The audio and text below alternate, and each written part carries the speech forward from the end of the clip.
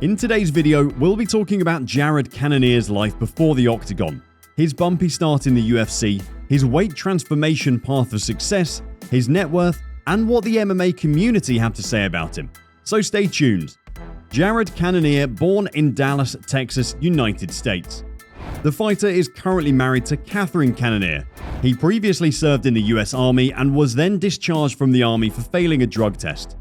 Got deployed, I come home to smoke some weed with my family. Next you know, I get drug tested and they said, yeah, bye. Plans changed for Cannonier, so he moved to Alaska to become a traffic control mechanic.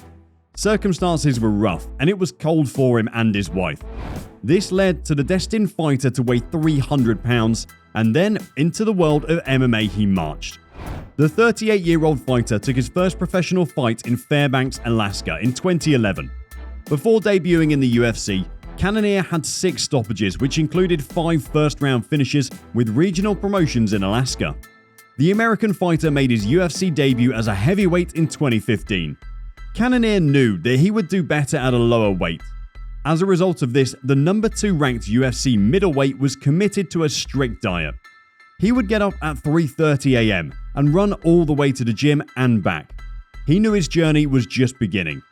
Life in the UFC didn't quite start out in a very rosy way for Jared Cannonier. The 38-year-old was knocked out by Sean Jordan in the first round at the UFC 182 event in Las Vegas, MGM Grand Garden Arena.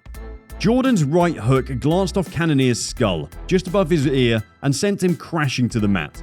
Sean then proceeded to finish up his opponent by sending a series of left hands.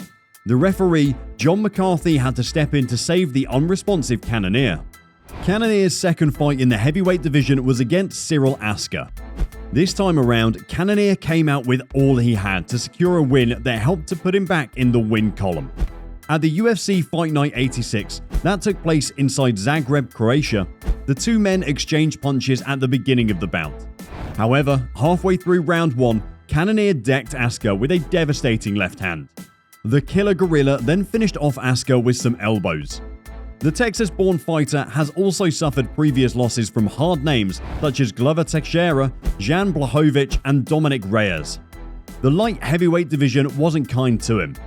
I already knew when I was at heavyweight that I wasn't a natural heavyweight compared to the other guys I'd been competing against, Cannonier said.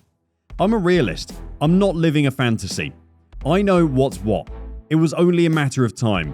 I knew I had to make that happen. Over the years, Cannonier has made so much progress in the UFC. The killer gorilla dominated his position in the UFC rankings for middleweight division. And so he went ahead to pursue his dreams by losing over 100 pounds.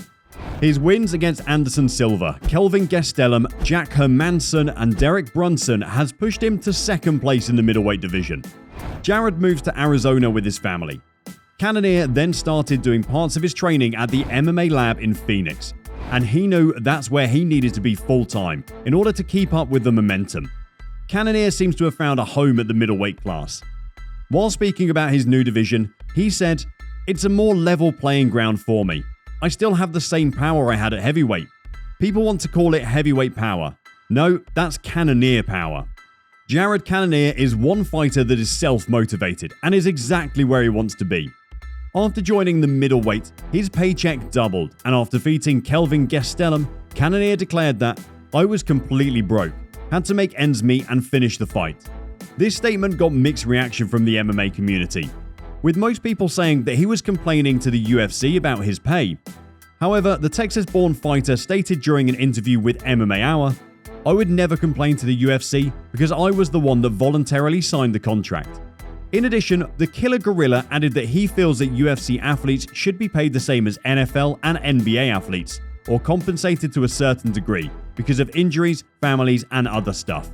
The gap is very far when compared to the UFC, a sport of extremely high viewership. The fighter did not fail to mention his new contract. Cannonier described his increase in pay as significant, though he couldn't provide a percentage for how much more he's making on his new contract compared to his previous contracts. He mentioned that his pay currently stands at the 6-figure range. As regards to pay gap, he explained that he never had a major issue with how the UFC was compensating him, only that he wanted it to be enough so that he can continue to fight and train full-time. The number 2 ranked middleweight said that the reason why he decided to quit his job in Alaska was because the UFC was paying him 6 figures here. Cannonier added that his aim has always been to take care of himself, his family's house, and attain independence.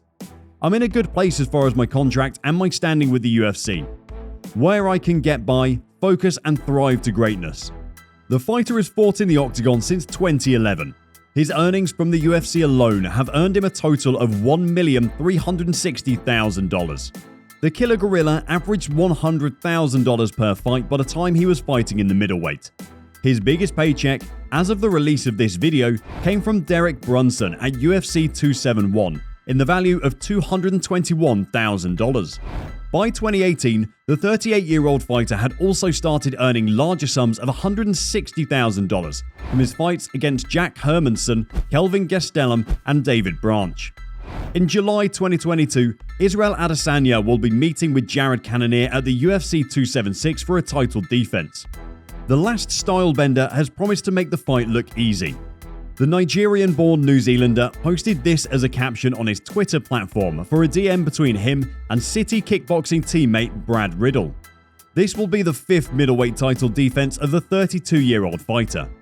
Adesanya is looking to secure his first finish since he defeated Paulo Costa via second-round TKO in September 2020. Although the middleweight king will be entering the contest as a considerable favourite, he still has to be careful not to underestimate Cannonier as the matchup approaches. Cannonier plans to avoid the fate of Adesanya's previous challenges by neutralizing the champ striking using a lot of technique. In an interview with James Lynch on MMA News, the American fighter declared that the match will not be a striking match. So I don't plan on playing his striking game. He goads everybody into it. He confuses them. But then, next thing you know, they're in there getting juiced. They didn't know they were playing right into his hands. The Killer Gorilla has a record of 5-1 in his last 6 fights. Michael Bisping has taken out time to explain how Jared Cannonier's style poses a threat to the current champion on the feet. Using both of their fights against the middleweight, Anderson Silva as reference points, Bisping pointed out how Adesanya's fight with Silva ended in a close decision, whereas Jared Cannonier put on a more scoring and efficient performance that ended in a TKO. Breaking down Cannonier's performance against the Spider and how it plays into his upcoming title shot, Bisping also explained how Cannonier used speed against Silva. When you're fighting Anderson Silva, it's the same thing as fighting Israel Adesanya. When you fight a guy that's tall, lanky, long, rangy, excellent kickboxing, very long reach, you have to take away the reach advantage. You have to put them on the back foot. Hope you enjoyed today's episode. Don't forget to subscribe to this channel and also turn on your notifications. We'll be reading out our top comments in the near future, and make sure to watch our other videos to find out all the latest news in MMA.